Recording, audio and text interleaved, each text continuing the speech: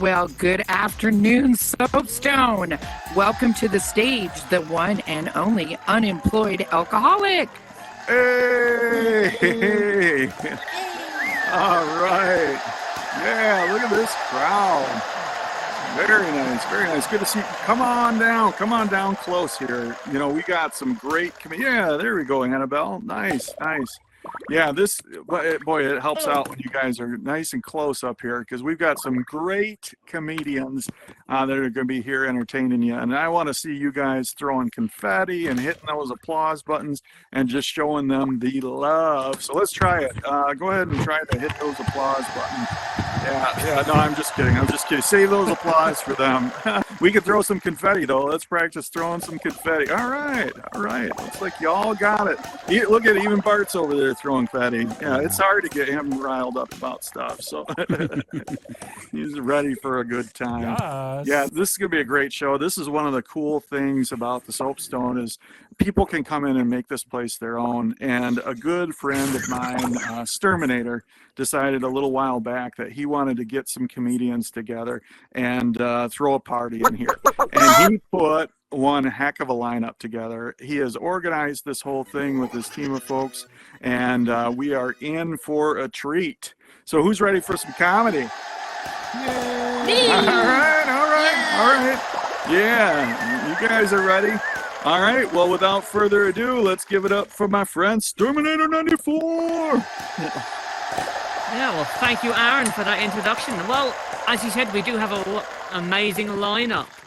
So I hope you're all prepared. Make sure you've worked out those muscle jaws, because you're going to be your jaw's going to be hurting from all that laughter. Anyways, let's get this thing started. Our first comedian of the day is our very own Mork is my name. You can usually find him at what's my name? His show, Mork Stand-Up Showdown, at 9:30 p.m. Eastern on a Tuesday night. Monday night. What's it, Tuesday? But anyways, enough about me. Please give some confetti for the wonderful Mork. Yeah. Howdy freaking do. People! Oh my God! What the hell am I doing here? It is way too early for the show. Oh wait, I'm at another show. Oh my gosh. However will I perform under such pressure? People, are we enjoying ourselves this afternoon? I want to say it's kind of wild when you have to put something into perspective, like what time it is, when you can literally live in a virtual space where the day don't change, unless you change it yourself. Do we have any builders here? People that craft these virtual worlds that we live around in, play around in, have fun around in, ditch our friends in? Tell me, have you got that one obnoxious friend that's been trying to tag around in every little world that you go into? You pop the DeLorean, boom, he's in the passenger seat. You climb out of King Kong's mouth. Oh, he's over there shaving bananas off the teeth. You're like, bro, give me 5 minutes. It's a free time. I feel like at the end of the day, like I've got the social attention span of a busted mirror. You know, you shatter it, and there's a billion people all over the floor, and you're like, oh my God, there's so much pressure to perform now. I feel like at the end of the day, like sometimes I just want to like go home and see the walls of my own little house and watch cartoons. Is that what happened? Is anybody else a 39-year-old, 12-year-old? Is that me? Is that just me? You got like your favorite cartoons, you want to go back. I bought the entire set. Why? You've seen it a million times. Now I can watch it again. What's your favorite? Shout it out loud. Mine too. It's always really impossible because there's like 75 billion Saturday morning cartoons. I mean, like from the era where like they would find a cartoon that would sell an action figure, and before you knew it, you're pulling like your grade like deputy dog sandwich out of your deputy dog backpack and getting your deputy dog lunch pail from your deputy dog hoodie and going home to your deputy dog house with your deputy dog parents licensed by the deputy dog government from the cartoon that you watch. Am I the only one? All of a sudden, I think you're anybody on my side. No. Do you remember fan bases? If I brought up the name Stick Stigley from Nintendo or from Nickelodeon, would y'all remember who that was? No. No, because you're too young. Get him out! Minor! I'm just kidding. No, I'm kidding. I love you. Stay. I'm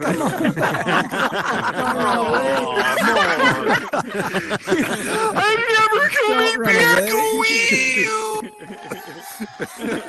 This chubby hairy guy yelled at me. I'm just kidding. No, please stay and understand that I, at that point, was that age probably at 1.2, as long as the people from the planet that I'm from allow me to talk smack about Mort.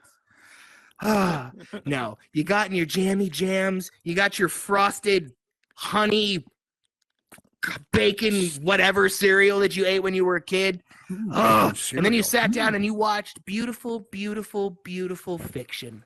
The kind of fiction that would make you go and talk about it with your friends at school the next day. Do you remember those? Is that even a thing anymore? Because I'm telling you right now, like, I don't remember in the last, 10 years walking up on a kid watching Saturday morning cartoons. 9 times out of 10, they're fighting off the weird tendrils that are trying to pull them through their tablet. Isn't that frightening? You ever get that one kid that's like, yeah. You could be like, I put razor blades in your macaroni and cheese. Yeah. Like, they're not paying attention to you. That's not their fault because they're young and somebody was like, here's the tablet. You can go online. We don't have to pay attention to you. And you were like, oh, okay. I wonder what YouTube has to say about this. And then all of a sudden you're watching Spider-Man and Elsa. Can we take the moment to celebrate this beautiful beast right here? Yeah. Look what happens when you kick all the ace, when to take all the names. Ace, I didn't actually mean you were going to get kicked, okay? That was just a thing. I use that to censor myself. Yes, I've been kicked in the fudging ace by a melon farming... I can't go any on. It's so hard. I'm 39 years old. I'm catching myself cursing through the censorship. Like you stub your toe and you're like, son of a biscuit! But that was actually a word that you can't say in the Soapstone in conjecture with the rest of the words in the Soapstone. Has anybody done that? Has anybody brought a new child into the dictionary of words they're not supposed to know? Mom, what's bit? And you're like, thank you, Uncle Jordan. I'm like, no problem. Maybe you shouldn't have tables with legs. My cousin, though, when they had kids, I swear to God, they had perfect kids. They had picture-perfect children, and that's probably why I hate them. You should. I don't hate children, okay? I just hate when they come out of, the Disney machine. Oh, that's young Timmy right there. He's violin practice 2 times a week. He knows 3 languages. That's one. But and then you're just sitting there, you're like, you were 12 years old, bro. How did you have the time? I was too busy raising myself and mowing the lawn and cooking and cleaning the house and making sure my dad wasn't passed out. Dad's got to go to work. No, I'm just kidding. No, it was 1 week on, 1 week off back in the 80s and the early 90s. Did anybody raise themselves? Anybody learn how to make mac and cheese before double digits? You followed that instructions, didn't ya? So proud of you. So proud. You got to stir them, too. That's an important thing. Have you ever burned an entire disc of mac and cheese to the bottom of the pan and then have to explain why there's one less pan when the parents get home? We had to sacrifice that to the trash gods, people. I apologize. More importantly, I want to continue this 3-point apology by saying I think you're a wonderful person, Dad, and I know that deep down you're not going to want to beat me with the burnt pan that I threw in the trash for the macaroni and cheese. Would you like some macaroni and cheese? You don't want any macaroni and cheese. That's fine. That's fine. I do. No, you do? It's okay because it's burnt in the trash can, but I appreciate you. Is your name Anna Bell Mulcahy? Okay. Well, it someone sounds like said it right today. Someone said it right. That's fine. Somebody will say it right. You know who won't say anything right? Me. I'm not an expert in nameology. I suck at it. I've tried really hard, people. I swear to God, to make sure that I respect everybody individually, but it sounds like I don't because I'm dumb. You know that one kid when he was 5, he looked over at that woman. She may have been a little bit on the gifted side personality-wise, I guess you could say politely. Like they just got this Warner Brothers with the green skin and the wart, but you don't know. So you look up at 5 years old and go, Mom, why is that wart got hair on it? It looks like a spider on her cheek. You're not supposed to do that in a normal social environment. Kids don't get taught before they walk out the door. Now, you're going to think some really horrible things and want to say or do some really horrible things. Those are called intrusive thoughts. We don't act on those, okay? That's how you don't end up spray painting like a white Pomeranian, mixing detergent and softener, and ruining an entire load of very expensive clothing. Lock your family out of the house or out of the car. You want to spend 25 minutes with like a toddler locked inside of a running truck? And the kid's looking at you going, look, make a finger. Push the lock, okay? And the kid's going, like not paying attention to the parents, desperately trying to guide this child. All you can do is hope that you can get the car running before the food gets cold in the passenger seat, because you're not really worried about the kid. They're fine. The car's on. It's air conditioned. Yeah. Ooh, credits around. So people just keep awarding people for being awesome. If these are award points for being chubby and four-eyed, man, I think I'm going to win today. I'm very excited. Oh, see this? This is supposed to be a thumb. A thumb up. Is anybody else dealing with a busted controller? A controller that hates you? Spises you? Yeah. Very true. What did I do to make this controller mad? And just please, everybody, since I told them that I busted a thumb, they're like, well, I can do this just fine. Nothing, man. I'm so sad. Whatever. That's fine. Anybody got to spare $70? I'll get a controller. But the last thing I want to say before I get out of here. I'll get it. I am no longer working for Men's Warehouse.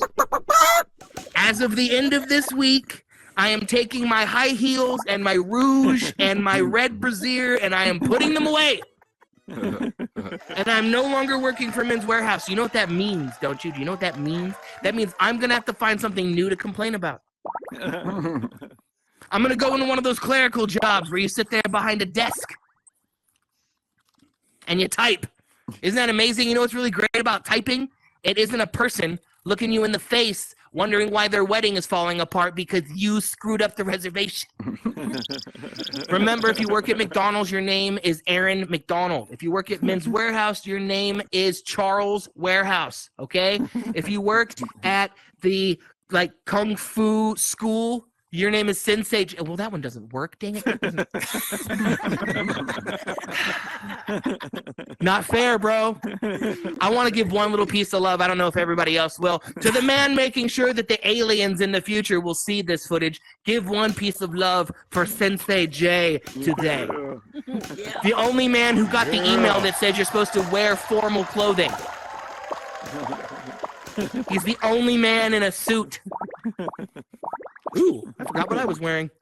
People, don't forget what you're wearing. And one more thing before I get out of here. I want to let you know that I love all of your faces collectively. All right? Like Santa Claus or the Easter Bunny. Whichever one is less creepy enough to be in your house planting food that you can find later and eat. That's me.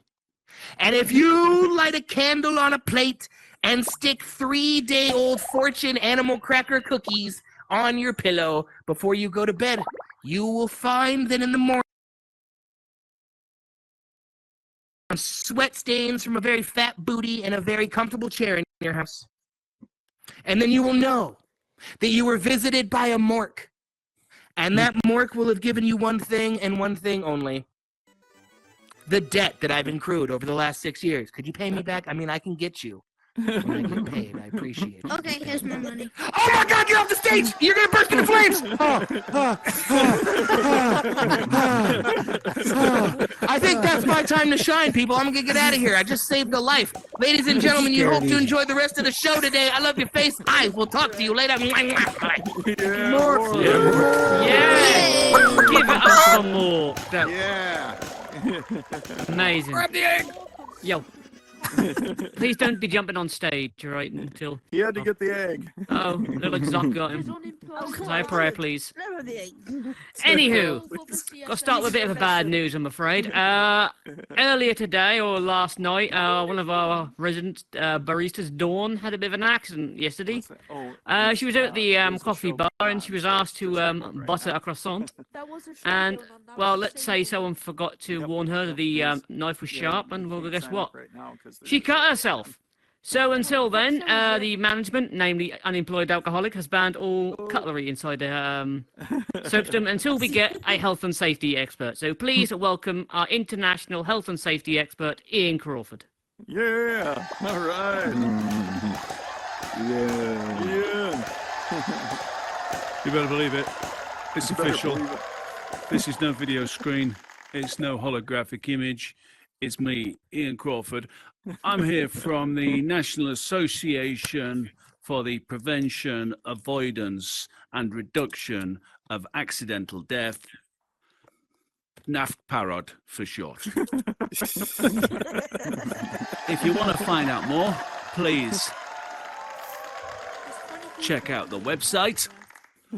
Alternatively, if you're under 16 or possibly in touch with someone who is, pop along to cutleryforkids.org.uk. I've got some good news for you. One or two of you might be thinking, if we go to cutleryforkids.org.uk, the only internet site dedicated to safe use of cutlery, we're talking knives, we're talking forks, we're talking spoons. We have just made available a giant black and white poster of a dancing fork. The good news is it's in PDF format. That means if you download it, color it in, it's yours to keep.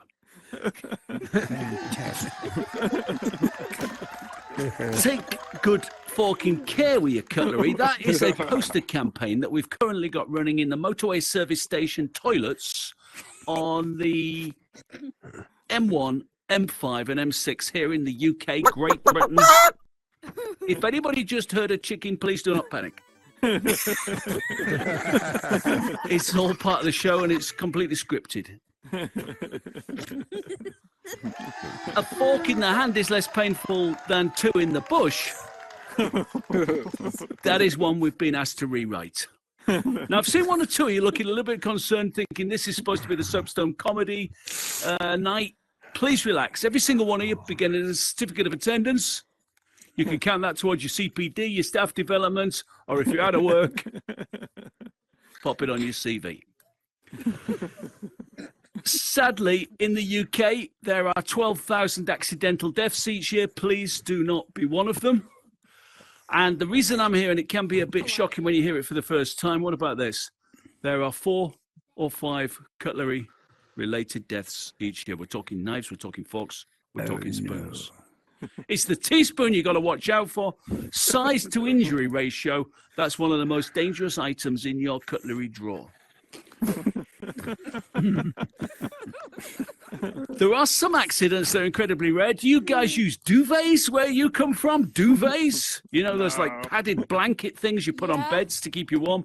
Well, each year there are 12, on average, 12 suffocations in bed. One of those suffocations last year was a numerically dyslexic duvet buyer. Oh, yeah. He thought he'd bought himself a 13.5 tug. They found him crushed under the weight of a 53.1. All I'm saying is, before you go to bed tonight, please do check the label. In fact, before you go under, don't make a blunder. Check the label while you're still able. If anyone's making notes and you want me to slow down, please do ask. We're just going to start with the basics. I want you to imagine this hand here is a fork. Here we go. Here we go. Don't be a clown. Turn that fork down. If you are going to leave a fork unsupervised, it only takes a moment to turn it over, thus minimizing the likelihood of a prong or tine-related injury. Now, guys, I've got a funny feeling that some of you don't know this fact I'm about to tell you. Please do share it.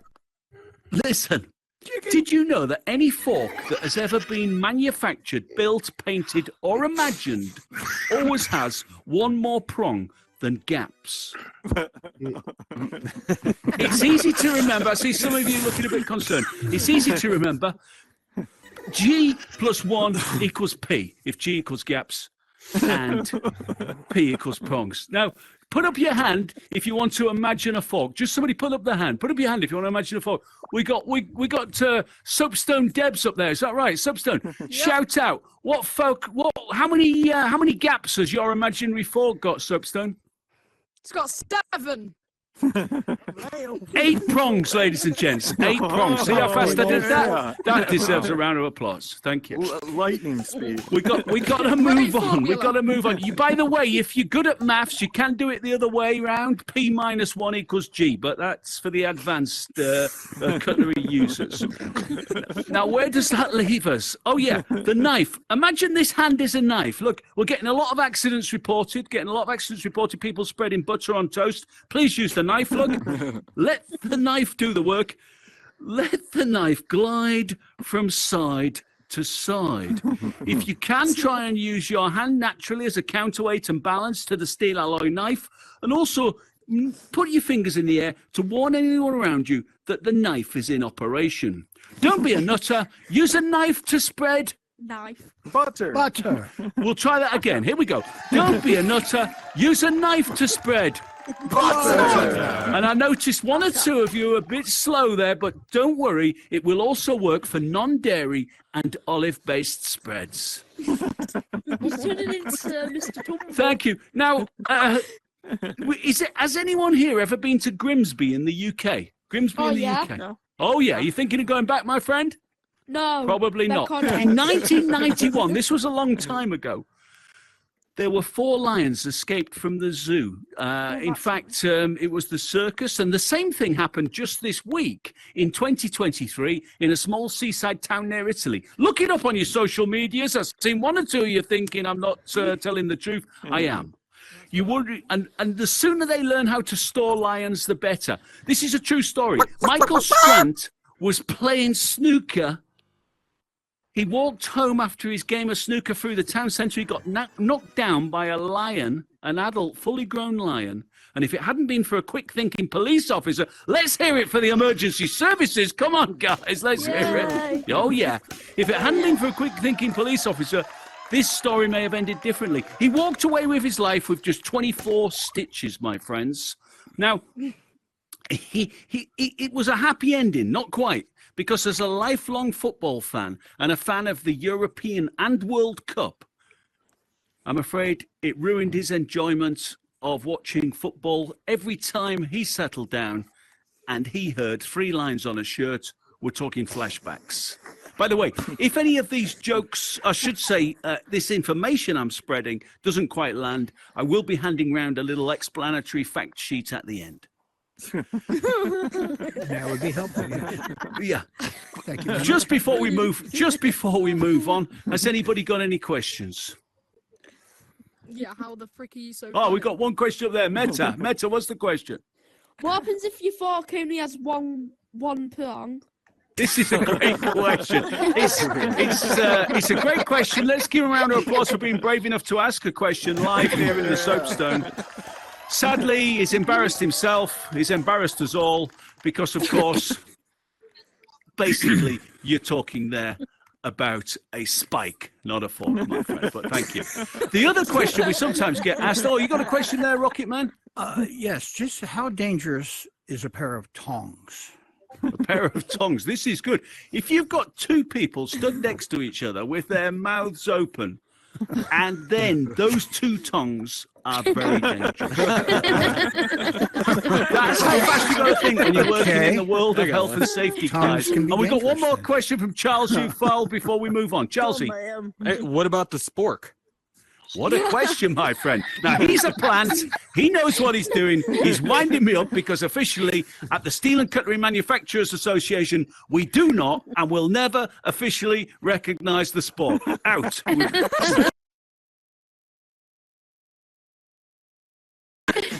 Any of you guys ever go into Pizza Hut, McDonald's? Do you like your chicken? The problem there's the KFC. The problem with that, my friend, is that these guys are not using cutlery anymore. Cutlery's dying out. You've got to walk up to the counter. Don't let them fob you off with any of this plastic stuff. Look the manager in the eye and say to him, plastic is drastic. Keep it real with steel. My name's Ian Crawford. Just one last thing to warn you about, guys. It's been mainly about cutlery, but we can talk about other health and safety things. We'll talk about wheelie bins. I'm worried about them. Electric blankets. I'm worried about them. But the main thing I'm worried about here in the metaverse, we have had some cracks in the edge of the scenery. If you see a crack and a purple light, do not go towards the purple light. Last week, 2 VR mongers, that's what I call them, people who come into the Horizon world, they went into the purple crack. Their batteries powered down. We've not been able to get any nutrients or water to them. We've had to tell their families they've gone. If you see a purple crack, do not go towards it. Ladies and gents, from me, Ian Crawford, I can't help thinking that we've made Soapstone and the wider Horizon world, wherever we are, that little bit safer. Do you promise to spread the message to whoever you see? Yes. Stay safe with your If cutlery. you see a purple crack, turn back. You better believe it, my friend. I couldn't have done it better myself. We don't like banning people, but that's another person banned. Ladies and gents, from me, one of the safest guys in the Horizon world, to you, thank you for listening. Give me your attention. Most of all, stay safe, but stay cutlery safe. Thank you. Thank you. Thank you. Have a great night, guys. That was bloody incredible. All right, is the stage well off? Safety warning, it would be so funny. All right, we'll give it massive applause to Ian Crawford. Thanks to him, we are now cutlery safe and we can now resume normal operations in bar area. Anywho, That's awesome. please welcome up our next comedic act for today, Jack Schultz. Yeah, Jack. Hello. Oh, y'all.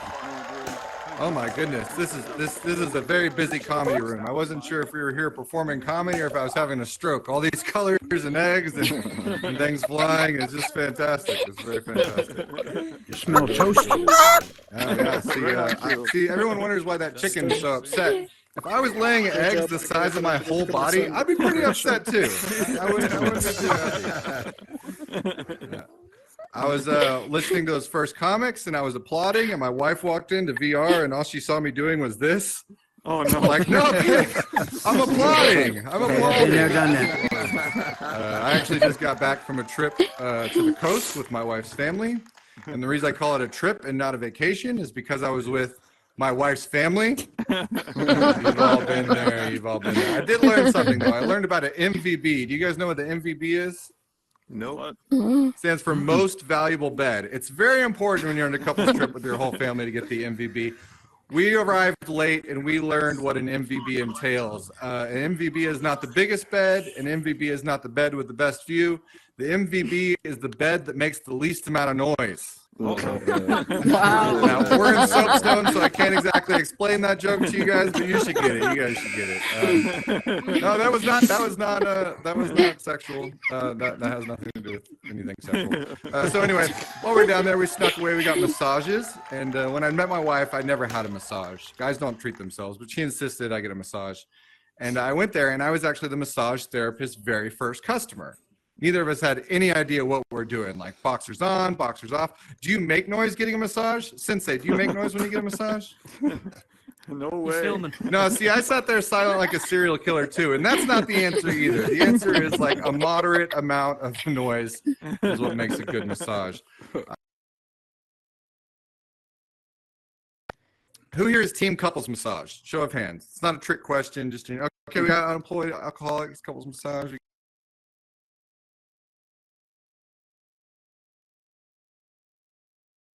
They're great when you're a adult. Everything's new, exciting. You're gonna get something to do. You're gonna go get naked. It's a little frisky. After you've been married for 15 years, like me, I don't like a couples massage. All I can hear is the other massage therapist working on my wife. Like, wow, sure seems like a lot of stress nuts in here. I wonder what those are from. That's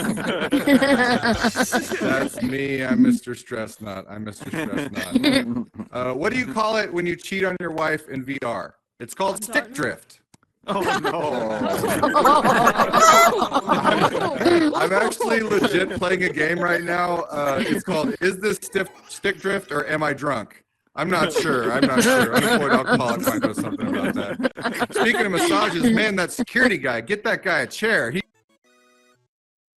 dude needs his back worked on, man. Get that back worked on. A little bit about me. I've been married for 15 years, so performing up here is a lot like my intimacy. My wife's in the next room bored while I'm being vulnerable for strangers.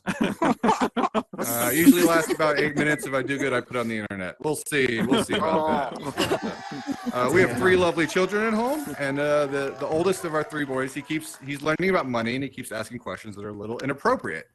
Now, I want to teach him a lesson, but he keeps asking how expensive our house is. So I finally broke down and I told him, and he was just like, "Wow, Dad, how'd you get $200,000?" And I go, "Well, son, there used to be 4 of you." Get it? I sold my oldest kid. People in Texas get really uncomfortable when I tell that joke. Don't worry, I have no children at home because I sold the other 3. It was a package deal. My wife laughs at everything. I remind myself that every time I get naked. Really helps for morale. What else is going on? Her family's from Virginia. We took a trip to Virginia recently, and Virginia was pretty cool. Almost everyone could read. We're hanging out with Steve, and he's just staring at the paper.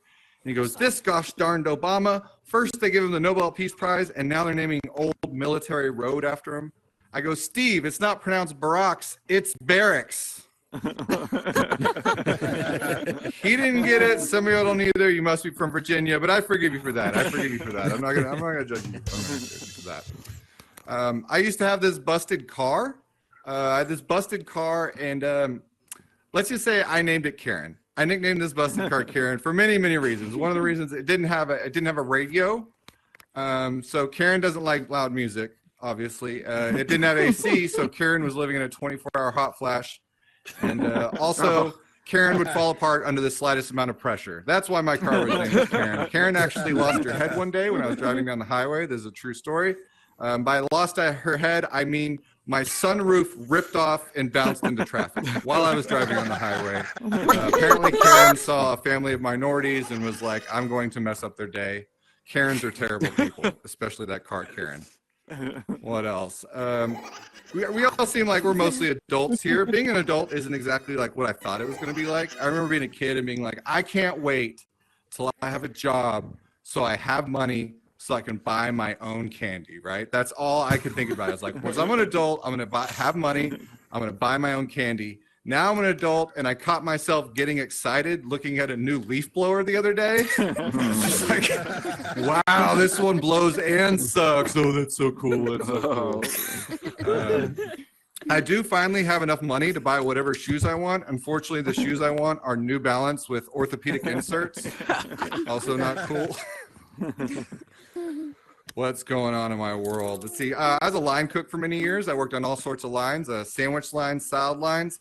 Hardest line I ever did was a 4-inch line of meth off a Subway prep table. We were closed up front, but I was really cranking it out back, if you know what I mean. I think with the TI-83 calculators. Those calculators we all had with the little slidey pocket thing in them. Oh, yeah. Well, so some people would play games. My friend and I realized that if you'd slide it down just right and lean forward, you could do actual cocaine out of your calculator in class. Not very safe. No knives were around. Don't worry, Ian Crawford. No knives were around. And that's the thing. I was a great student because it's really hard to look away from your teacher when her face is melting. Just like full focus right there. Full focus. But I was a great student. I made straight A's. I made crooked A's. I made A's that spiral and vibrate into the background. I made all of the A's. All of the A's. One time, my girlfriend and I took 5 grams of mushrooms at 10 a.m. sophomore year while we were at school. Anyone here taken mushrooms before? Anyway, let's just say it was a bad idea. I made it all the way to lunchtime before I started freaking out. Unfortunately for me, I had school store during lunchtime, so I was able to hide under the cubby, and I was just screaming nonsensical conspiracies like JFK can't be dead if he's in airport. I was like, Bush's chicken did 9/11. But the whole time I'm still American, so I was like selling cookies, like 2 cookies, please, 2 cookies, please, just over the thing. Is it just me, or is it interesting that the people that believe most in American exceptionalism probably can't spell it? I currently don't have a job right now, so I'm a jack of no trades. Yep, that's true. I lost my job. I don't have a job. I was really sad, so I was like, I should get some help. If you listen to podcasts, you've heard of BetterHelp Online Therapy. Now, BetterHelp Online Therapy, their whole shtick is it's supposed to be cheaper than traditional therapy, but it's still a little too expensive.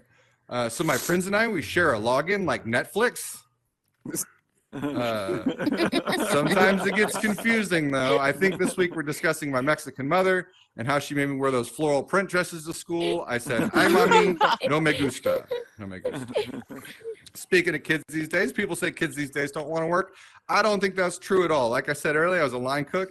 I was a kitchen manager for many years, and I had my younger crew on lock. I did all the things my favorite kitchen managers did before me. I showed up on time, I treated everyone with respect, and then I sold them weed after the shift. Quarters are for closers, or more like dime bags and grams, but you guys get it, right? Unemployed alcoholics, some Glenn Gary, Glenn Ross motivation. I did. The last place I worked was this fusion taco place, and I have to be very careful with this joke. I have to say, white people be messing up tacos. That's the censored version. White people be messing up tacos. I'm not afraid to say it. I think white people should suffer for the genocide of taco culture, and here's why. I will not stand idly by while we teach these children that fried chicken and poblano ranch is a taco. That is a wrap. It always has been, always will be. I think that might be the real CRT. It's not critical race theory. It's Caucasians ruining tacos. CRT. Teach that to your children. Teach that to your children. Did you all guys know that if you only have one arm, string cheese, it's just cheese? Wait for it. Wait for it. Yeah, it's a cheesy joke. It takes longer to get out. I should have said it up front. My stepdad is manic and I write comedy, so we both have notebooks filled with semi-logical premises. My jokes are clever but mean, so they're kind of like disappointed stepdad jokes. Like, why did the chicken cross the road? Because my wife's dumb kid left the gate open.